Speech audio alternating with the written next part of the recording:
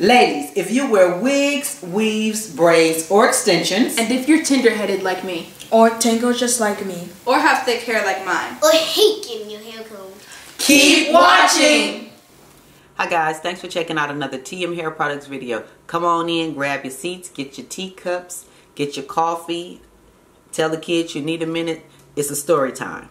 Well, it's not really a story time. I want to talk to you guys about some of the mistakes I made as a parent when I first had my first child, when I had my son. Some of the mistakes I made, a lot of people are not going to come on and tell you guys these things, but I think it can help somebody not make the same mistakes I made when I had my son. One of the biggest mistakes that I made when I had my first child is buying ridiculous amounts of clothes when they're newborn. Babies grow so fast. Now, I'm going to tell you guys, I had 3 baby showers. 3. Why would I need to go buy more clothes? I don't know. I don't know what my thinking was, my rationale. I don't know. 3 baby showers. My husband's job surprised him with a baby shower. My church gave me a baby shower, and then my mother gave me a baby shower. And you know, people I knew, they gave me money and things like that. So my son had just ridiculous, excessive amounts of clothes and shoes and things like that. Why would I go spend money and buy more clothes and he's 2 months old and he's a month old, he's 4? Babies grow so fast. My son didn't even get to wear all of the stuff he had, which was a waste. That's one of the biggest mistakes new parents make. They go buy all of these clothes and shoes and the baby wear it once, if that. Like my son had Jordans and all that stuff. He never wore or only wore one time, which is a huge waste. That's one of the biggest mistakes I made as a parent. Also, another big mistake I made as a parent, as my son was growing up, my oldest, as you have more children, you learn from your mistakes. So I'm just using really my first 2, my first son and my first daughter, just to tell you guys some of the mistakes I made. Also, when my son was growing up, I did everything for him. When he started school, I just wanted him to focus on school. So I did everything for him. I didn't teach him how to wash. I didn't teach him how to cook anything. My son is 20 now, so obviously he's not a baby. So let me just say that now. He's an adult. And in my effort to love him and show him that I love him and help him out any way I can, it crippled him because now he's 20. Although he has 4 other sisters, they cook for him, they do things for him, they do, that's something that they do for him. But for me, I noticed that I should have taught him how to cook. I should have taught him how to do a lot more things for himself as he was growing up. Now, he's always been a good kid. Excellent baby. I mean, like the best baby you could ask for. Didn't really cry. Only cried when he was hungry. He didn't really cry if he was wet. He only cried when he was hungry. You fed him. He's a good baby. I mean, you would literally forget he's in the room. Like you would think he's sleeping. He just sitting there nice and calm, and he was a great baby. Now, with that being said, he's still that kind of adult today. Not hard to please. Very mild mannered, very chill, laid back. As long as he's fed, even today, as long as he eats, he's cool. He's good. No problem. He's just a good person. All around, just good person. And I tell him all the time, your wife, she's going to be a very lucky woman. Not because you're my son, but because you're just a good guy. He's just a good guy. So now, in crippling him, I should have taught him how to cook. I should have taught him how to wash. I should have taught him how to iron. Like when my son was growing up, again, in excess of me spending like just ridiculous amounts of money, I bought him all kind of clothes and stuff like that. And so it was just ridiculous. Don't do that. Like, don't, that money could go toward other things, if that makes sense. Like that money, the money I spent in excess, like you don't need every color Timberland. Like you don't need powder blue, burgundy, tan, black. Like you don't need, and you only in first grade. Like you don't need that. You don't need, you just didn't need it. You just didn't need it. And that's one of the things I learned. That money could have gone toward his college fund. That money could have gone toward his recreational, to make him a better well-rounded person. Yes, he played sports and things like that. But all I'm saying is that money could have been better spent on other than clothes, which depreciates in value immediately. So that was another mistake I made. I crippled him in terms of, because I wanted him to focus on school. he didn't have to do anything. Like, I would get up in the morning, fix him full breakfast, like full breakfast, pancakes, bacon, eggs, hash brown, or roasted potatoes. Like, even today, my son does not eat a lot of fast food. He does not eat hot dogs. He does not eat like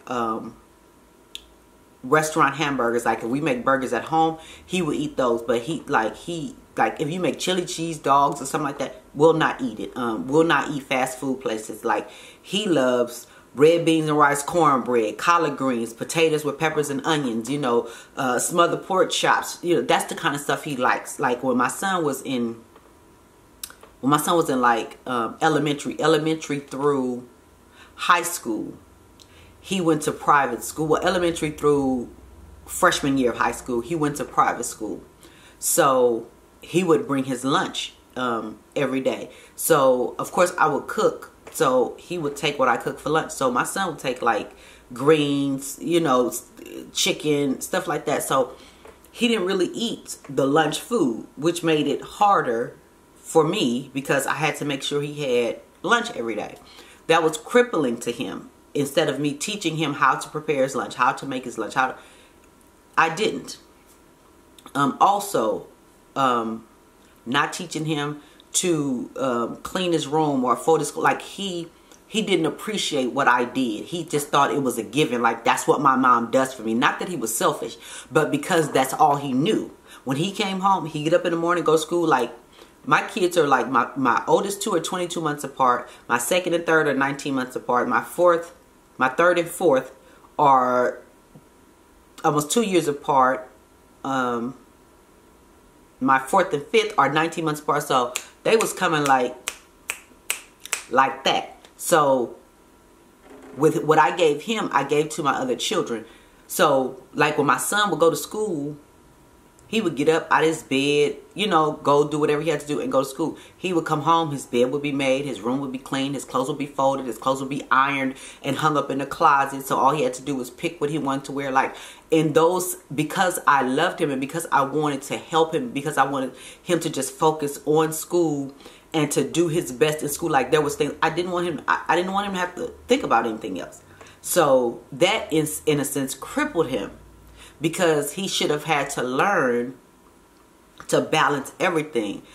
When you get up in the morning, you make your bed.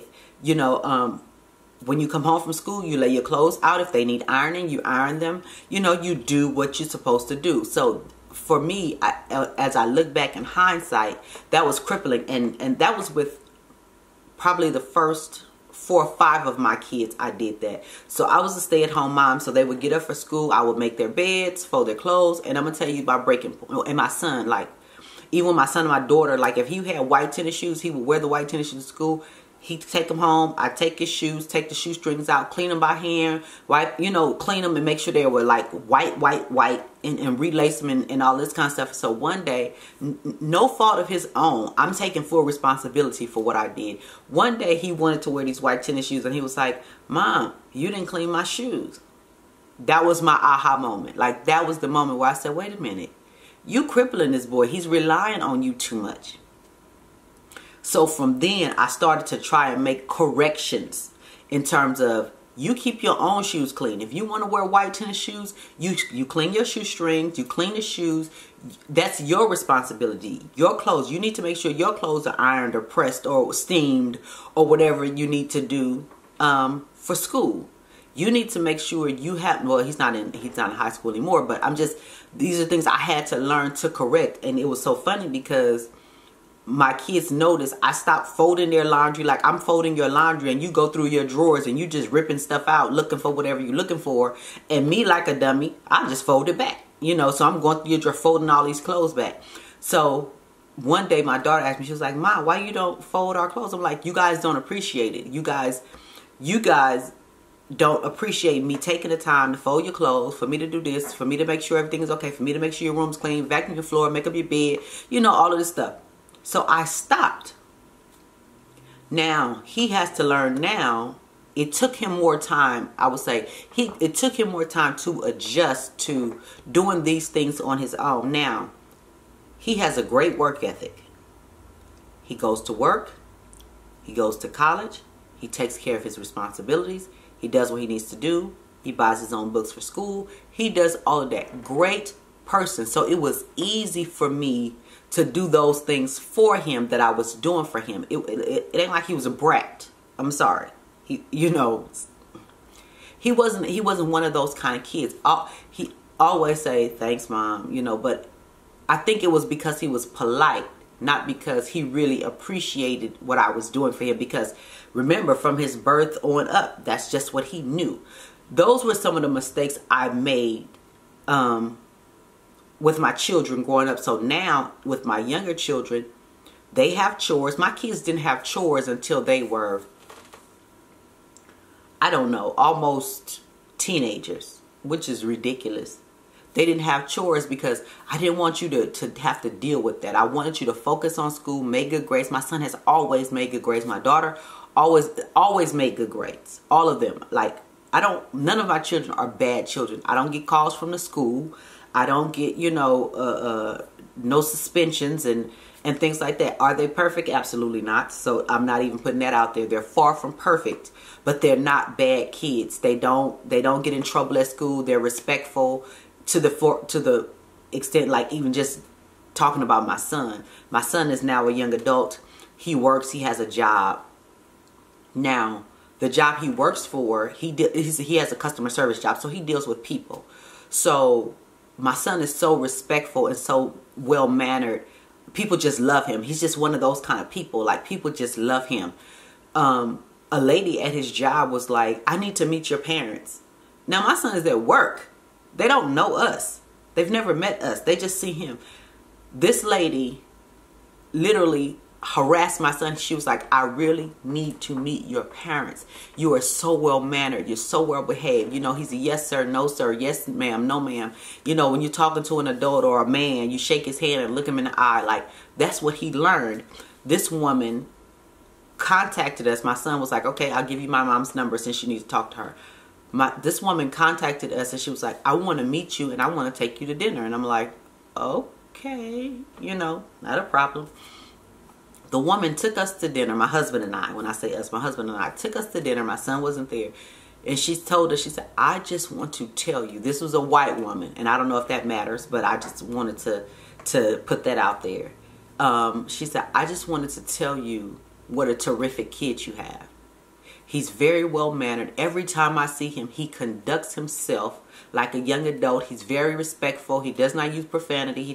And I was just like, oh my God, thank you. Because you teach your children certain things, but you don't know what they take out into the world with them. You don't know what they do when they leave home. And I always tell my kids, you don't know who's watching you. Well, my son, my first two were in high school. They were in high school together.